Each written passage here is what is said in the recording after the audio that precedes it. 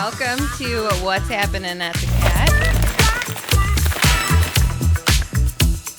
In February, we have a lot of stuff going on. We sure do. And in studio today, we have Paul Dahman, who is with the Dinner Theater Rejects, which is going to be coming to the theater again on Wednesday, February 25th. And he brought a friend. Welcome. I did. You guys tried to get rid of us, and we said, no, we're coming back. We are coming back to the theater. You just wait your turn. We had a great time, and we wanted to make sure we came back again. I brought my friend Earl Mapplethorpe the 8th. Earl Winthrop Mapplethorpe the 8th. So that's a mouthful. It is. And he always has his mouth ready to go. It is always ready to chime in and talk. But I'm going to put him down here just so he doesn't steal the whole interview. Well, he was a lot quieter than I've heard him before. I didn't want to go full. That was his inside voice. We did some sound checks, so I didn't want to. So Dinner Theater Rejects. Tell us a little bit about how that started, when Mr. Winthrop got involved as your icon, and the whole history. Absolutely, yeah. So the Dinner Theater Rejects, we have been around since 2017. So this is our 9th year of being a group.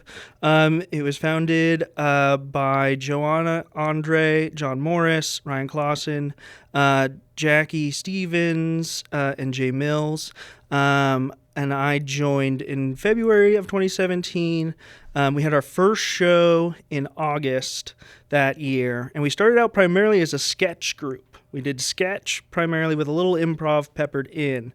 So that took a lot more rehearsal time, also writing time, with all of us having full-time jobs on top of chasing this passion. And it led to the show in August, and I remember on that day, hours before, it was supposed to be an outside show, there was a thunderstorm and a tornado warning. So we moved inside after the tornado warning passed. We were downstairs somewhere before that, just for safety. And then moved inside at the B&O downtown Youngstown for our first show. And so we've been doing it for 8.5 years now. We've drifted more to improv. That allows us to have rehearsal that focuses on that. We don't have to worry about writing as much, coming up with ideas. We can do major sketch shows. We like to do a Halloween and Christmas show. That's a lot of fun. President's Day is coming up. That's always a fun one to spoof. Always something there, no matter what. So we're always excited for that. And so our shows have become more improv based now, and so that's what we're bringing back to the Cat on the 25th. Yeah, we loved having you the first time, and there's a couple questions I have as far as improv. You and I have talked a lot about the skills that improv. Obviously, you guys are extremely entertaining. You're extremely funny. But can you tell us a little bit about what improv does for? I know you guys work with youth as well, and so what's the value of improv that we can take away into our adulthood? One of the big things we always still stress, and we stress it more with adults when we do workshops, is the idea of play.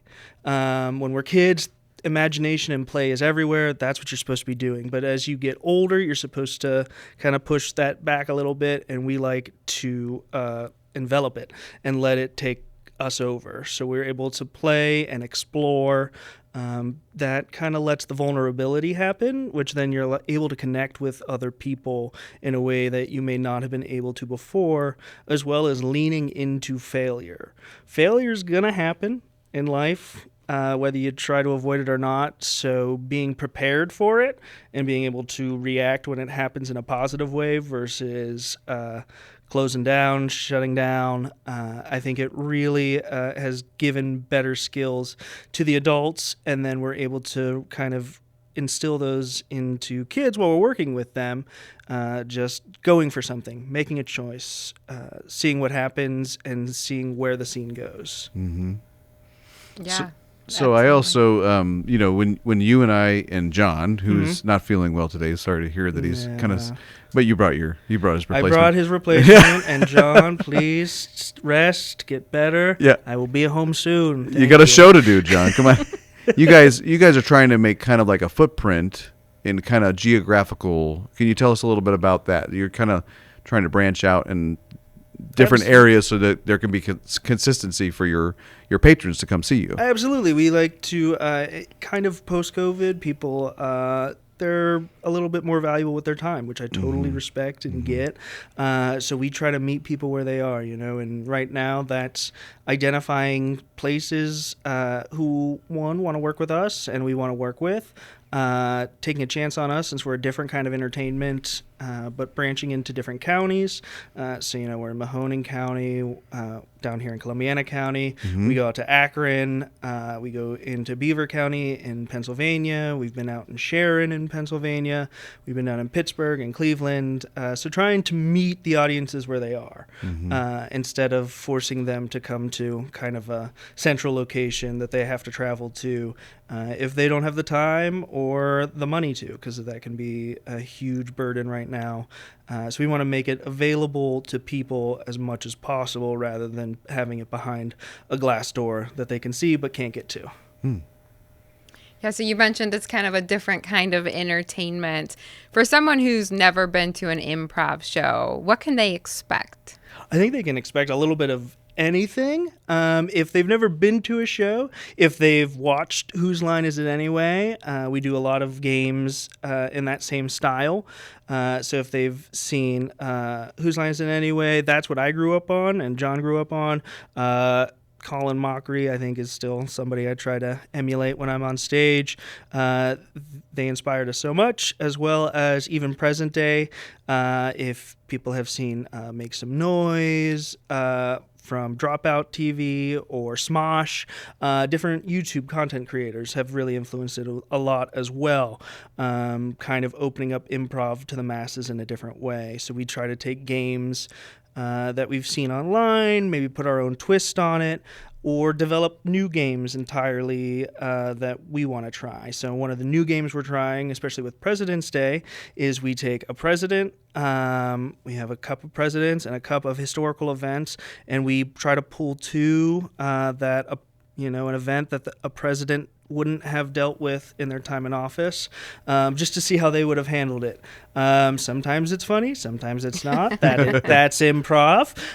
But we like to give it a go and see what happens. We tried it this past weekend, and it went over really well, so we're excited to try it again in the next couple weeks and just kind of try to figure out what works for us and make it our own, but also know who our audiences are and try to make sure that they enjoy it. So we do family-friendly shows like we do here at the Cat, so everybody can come and have a good time, but then we also do shows that are more for parents and adults, and so they have their night out, they're able to relax and laugh and have fun, and we go a little bit more off the rails, but we can also put the guardrails on and everybody has a good time. And I think that we did that pretty well when we were here at the Cat before, so we're excited to get back to it.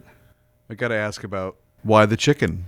It was a part of the original logo, Okay. And so we kind of leaned into it when we did a big bit of a rebrand in just this past year. Okay. Ahead of the 8th anniversary show, getting new merch out and different things like that, we leaned into the fun aspect of the chicken, and then we started being gifted these larger chickens, and so we might as well lean into it and have some fun with it. They're a great time. They're a symbol of fun and relaxation and enjoyment, and that's what we hope to be, so why not try to form that relationship with it? Yeah. I know you guys feed off the audience, right, a lot, and when I've seen your show before, you feel like you're part of it, you're right along with it, you're rooting, for you who are on stage. Are there any memorable moments, or do you have a story of that feeding off of the audience? That's an excellent question. I think every show, it's critical for the audience to be right there with us. I mean, from the very beginning, we're asking for suggestions. The entire show is going to be made up with your help. So we need you to shout out ideas or jump up on stage with us. And one specific memorable time, let's see. I really enjoy when we do First Date. This is a really fun game we do with usually a couple in the audience, and we, ask them a couple general questions. How long have they been together? Where was their first date? What did they do?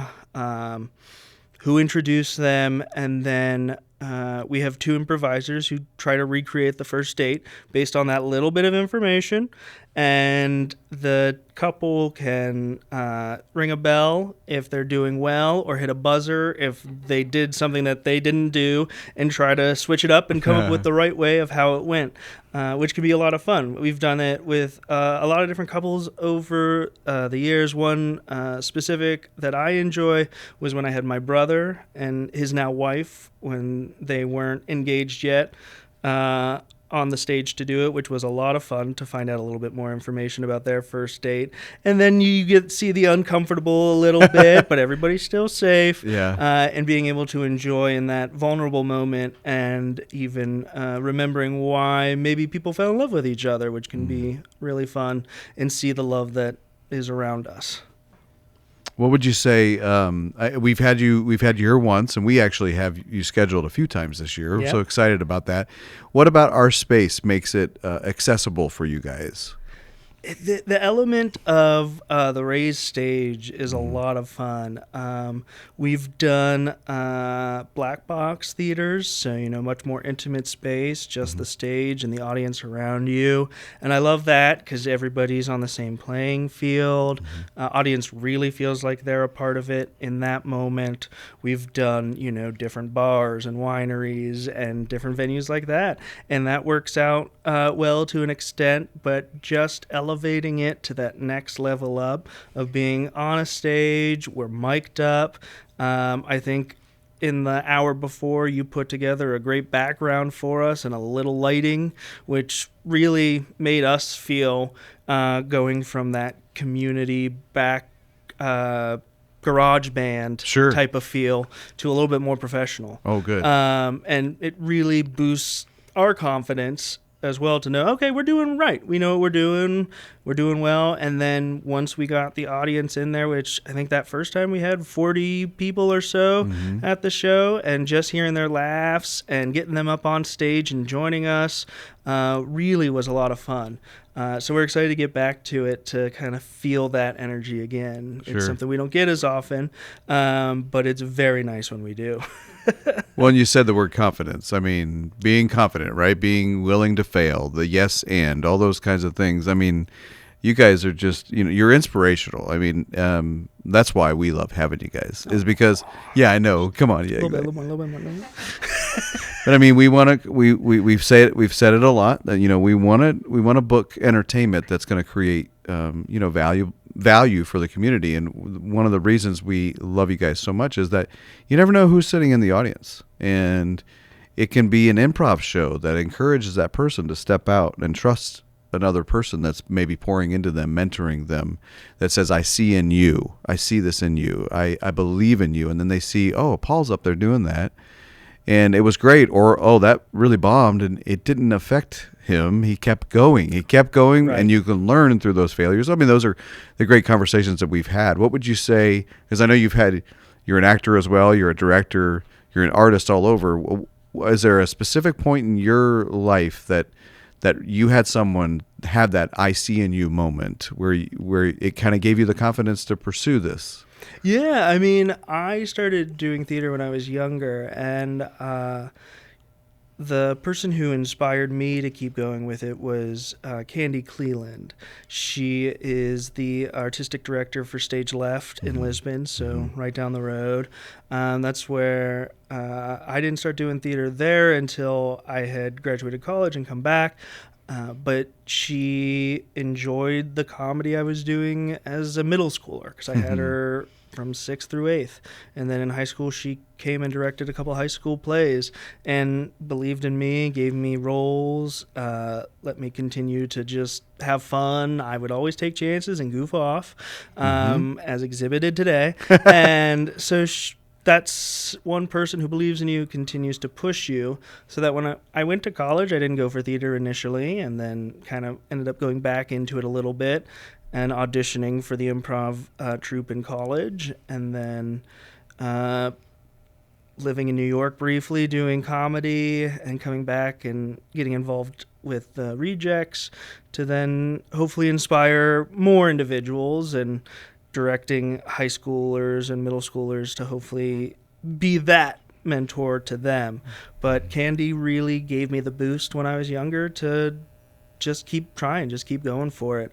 I don't know if she genuinely enjoyed what I was doing, but it's too late now because here I am. But I always like to joke with her because I remember when I was in 5th grade, I auditioned for the musical, and she cut me from that show. I didn't get cast, didn't get crew, and so I always give her a hard time now that I work with her on an almost monthly basis of who she cut and who is still around. So. Well, that must have been a pivotal time for you. Like, Yeah. okay, Yeah.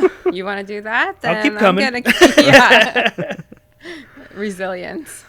So you said you had an answer for this one. If your show were a menu item, what would it be called? Yes. So I don't know if it's just because that's what I would eat now or if that's a true answer, but I'm going to go with a plate of nachos. There's usually something on there that everybody's going to like. Mm-hmm. There's enough for the whole table. We don't have to steal. And I feel like that's what we as the Rejects bring to a night of comedy. Everybody's going to leave enjoying something. You're going to all laugh together, hopefully. Mm-hmm. And that is why I picked nachos.